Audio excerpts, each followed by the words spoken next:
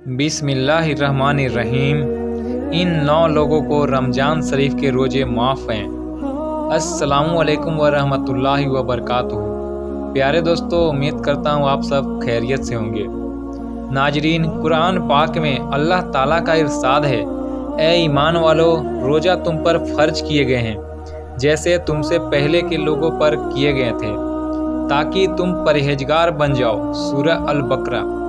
रोज़ा दीन इस्लाम का एक सुतून है और इसके बगैर एक मुसलमान का दीन मुकम्मल नहीं होता। दोस्तों, आज की इस वीडियो में बताया जाएगा कि वे कौन से 9 लोग हैं कि अगर वह रोज़ा न रखे तो उन्हें कुछ भी गुनाह नहीं होगा। यानी इन 9 लोगों को रमज़ान में रोज़ा रखने पर छूट है। हर मुसलमान मर्द और औरत जो बालिग हो और अपने होशो हवास में हो, उस पर रमज़ान के रोज़े फ़र्ज हैं, यानी कि उसके लिए पूरे महीने के रोज़े रखना ज़रूरी है। और अगर वह इनकी फजीहत का इनकार करता है तो वह काफिर है और बिला वजह रोज़ा छोड़ना गुनाह भी है। लेकिन क्या आप जानते हैं कि 9 लोग ऐसे भी हैं जिन्हें रमज़ान के महीने में रोज़े रखने की छूट है। यानी 9 लोग रमज़ान के महीने में रोज़ा छोड़ सकते हैं और इन्हें इस पर गुनाह भी नहीं होगा। नंबर 1, बीमार आदमी। सबसे पहले इंसान जो रोज़ा छोड़ सकता है वह बीमार आदमी है। जो इंसान सख्त बीमार है, अगर ऐसा बीमार आदमी रोज़ा नहीं रखता तो उस पर कुछ भी गुनाह नहीं। अब यह भी जान लीजिए कि ऐसी कौन सी बीमारी है जिसमें रोज़ा रखने की छूट है। हम आपको बताते हैं कि यहाँ पर उन बीमारियों की बात नहीं हो रही जो कि आम तौर पर नॉर्मल लोगों को होती है। जैसा कि अगर किसी का सर में दर्द हो गया हो या घुटने में दर्द हो गया, किसी को सर्दी जुकाम लग गया और इस पर उसने रोज़ा छोड़ दिया, तो ऐसा करना बिल्कुल भी जायज़ नहीं है। ऐसे लोगों को रोज़ा रखना ज़रूरी है। यहाँ पर भी बीमारियों से मुराद ऐसी बीमारी है जिसमें इंसान की जान जाने का खतरा होता है। अब यह भी जान लीजिए कि वह कौन सी बीमारी है जिसमें जान जाने का खतरा होता है।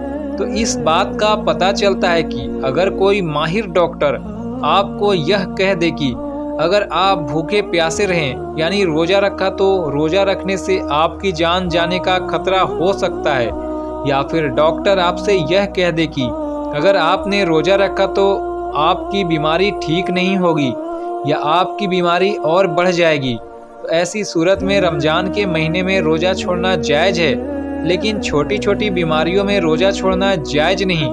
अब यहाँ पर अगर किसी ने अपनी बीमारी की वजह से रोज़े छोड़ दिए हैं तो वह याद रखे कि उसे इन रोज़ों को बाद में रखना पड़ेगा। यानी जब उसकी बीमारी दूर हो जाएगी, यानी कि जब उसकी बीमारी ठीक हो जाएगी, तो उसको अपने छोड़े हुए रोज़े का कज़ा करना पड़ेगा। अब अगर किसी की बीमारी ऐसी है कि वह कभी ठीक ही नहीं हुई और उसका आखिरी वक्त करीब आ गया, तो ऐसे में वह अपने घर वालों को यह वसीयत करे कि मेरे इतने रोज़े छूट गए हैं और वह उनका शुक्रिया अदा करे। ऐसी सूरत में बीमार शख्स रोज़ा छोड़ सकता है। नंबर 2, हामिला यानी प्रेग्नेंट औरत। अगर ऐसी औरत रोज़े रखने पर उसको और उसके बच्चे की जान जाने को खतरा हो तो ऐसी औरत भी रमज़ान के महीने में रोज़ा छोड़ सकती है। उस पर कोई भी गुनाह नहीं होगा। ऐसी औरत के लिए भी रोज़ा ना रखना जायज़ है, लेकिन याद रहे कि ऐसी औरत भी अपने छोड़े हुए रोज़े बाद में रखेगी। यानी कि जब उसकी सेहत ठीक हो जाए तो उसे भी अपने छोड़े हुए रोज़े का कज़ा करना होगा। और अगर कोई हामिला औरत है और उसका डॉक्टर अगर उससे यह कह दे रोज़ा रखने से, यानी रोज़े में भूखा प्यासा रहने से उसकी बच्चे की जान जाने का कोई खतरा नहीं है, तो ऐसी औरत के लिए भी रोज़ा रखना ज़रूरी होगा। नंबर 3, ज़्यादा बुढ़ापा होना। यानी तीसरा शख्स है जो अपनी उम्र के पड़ाव में पहुंच जाए, यानी कोई शख्स से बहुत ज़्यादा बूढ़ा हो गया हो।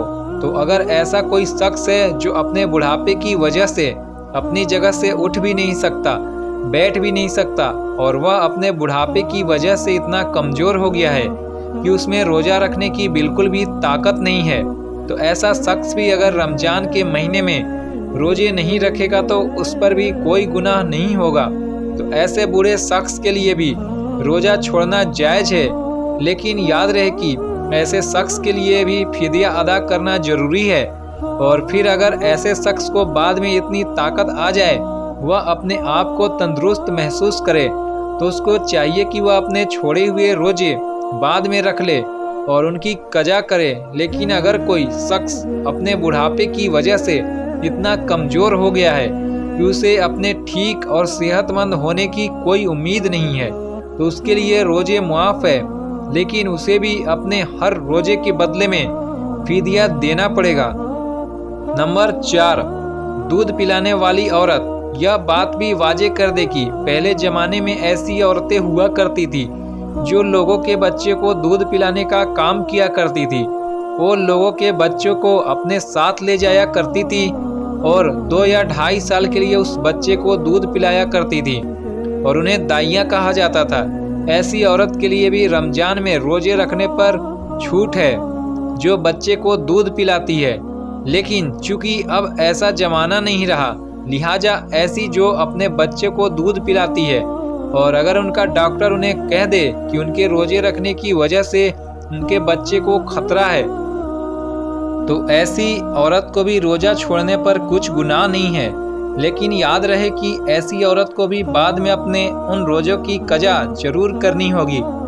नंबर 5, पागल दीवाना शख्स।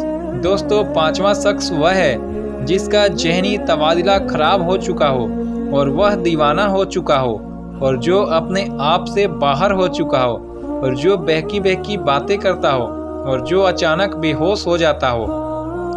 तो ऐसे लोगों को भी रोज़ा छोड़ना जायज़ है, यानी कि अगर ऐसा शख्स भी रोज़ा ना रखे तो उस पर कोई गुनाह नहीं होगा। लेकिन ऐसे शख्स को भी चाहिए कि बाद में जब वह ठीक हो जाए तो अपने छोड़े हुए रोजे का कज़ा कर ले। नंबर 6, हैज और निफास वाली औरत, यानी ऐसी औरतें जिनका महीना यानी पीरियड चल रहा हो, वो हैज वाली औरतें हैं। और ऐसी औरतें जिन्होंने बच्चे को जन्म दिया हो और अभी तक उनका खून आना बंद ना हुआ हो, तो ऐसी औरत को निफास वाली औरत कहते हैं। यहाँ पर ऐसी औरत का भी रोज़ा रखना जायज़ नहीं। रोज़ा रखने के बाद हैज निफास का खून आने पर रोज़ा टूट जाता है। यहाँ पर बात भी याद रखें कि पहले बयान किए गए 5 किस्म के लोग अगर रोज़ा रख लेते हैं तो उनका रोज़ा कबूल हो जाएगा, लेकिन हैज और निफास वाली ख्वातीन अपने इस हालत में रोज़ा नहीं रख सकती और अगर वह रखे तो उनका रोज़ा कबूल नहीं होगा और उन पर सख्त गुनाह होगा। ऐसी औरत जब बाद में पाक साफ हो जाए तो उनके लिए ज़रूरी है कि वह अपने छोड़े हुए रोजे की गिनती पूरी कर लें। नंबर 7, सफ़र पर होना यानी मुसाफिर होना। ऐसा इंसान जो हालांकि सफ़र में हो तो उसके लिए भी रोजे रखने की छूट है और रोज़ा ना रखने पर उसके लिए कुछ भी गुनाह नहीं होगा। लेकिन यह बात भी जान लीजिए कि इस सिलसिले में सफ़र कैसा होगा। जो सफ़र 83 किलोमीटर से ज़्यादा हो और कम से कम 15 दिन के सफ़र की नियत करके घर से निकला हो, तो ऐसे मुसाफिर शख्स के लिए रोज़ा ना रखने पर छूट है। लेकिन जब उसका सफ़र ख़त्म हो जाए तो फिर इसके लिए रोज़ा रखना ज़रूरी हो जाता है।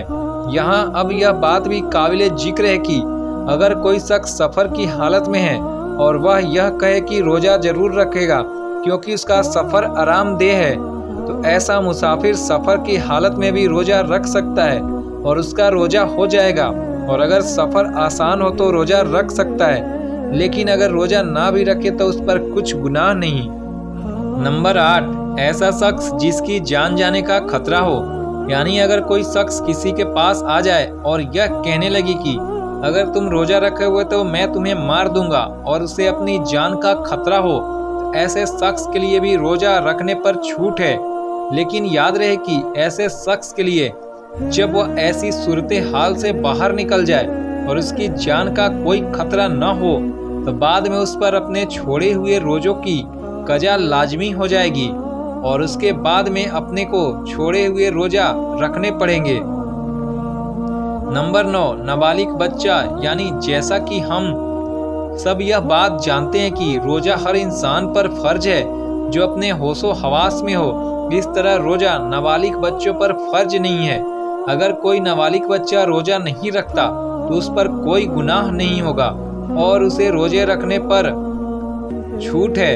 लेकिन अगर कोई बच्चा 10 साल की उम्र को पहुंच जाए और उसमें रोजा रखने की ताकत आ जाए तो उसको चाहिए कि वह रोजा रखना शुरू कर दे। और अगर ऐसा बच्चा रोजा ना रखे तो उसको घर वालों की चाहिए कि उस पर सख्ती करें और उसे रोजा जरूर रखवाएं। तो मेरे प्यारे दोस्तों, ये वो 9 तरह के लोग हैं जिनके लिए रमजान के महीने में रोजा रखना जरूरी नहीं और वह बाद में अपने रोजों की कजा कर सकते हैं, जबकि इनके अलावा बाकी तमाम लोगों पर रमजान के रोजे रखना फर्ज है। दोस्तों, रमजान और रोजे के मुताबिक कोई भी बातें हों या कोई भी मसला पेश आए तो आप अपने मस्जिद के इमाम साहब या किसी अच्छे आलिम दीन से राब्ता करें तो आपकी बेहतर रहनुमाई करेंगे। दोस्तों, अल्लाह ताला से दुआ है कि तमाम मुसलमानों को माह रमजानुल मुबारक के रोजे खुशी खुशी से रखने की ताकत, तौफीक और जज्बा अता करे, आमीन। दोस्तों, ऊपर मेरी थोड़ी सी वीडियो में लिखने में थोड़ी कमी रह गई हो, मैं माफ़ी चाहता हूँ। और मेरी तबीयत थोड़ी ठीक नहीं है, खांसी सर्दी जुकाम हो गया, तो आवाज़ में कोई कमी हो तो मुझे माफ़ कर दें। मिलते हैं फिर अगली वीडियो में, तब तक के लिए अल्लाह हाफिज़, खुदा हाफिज़।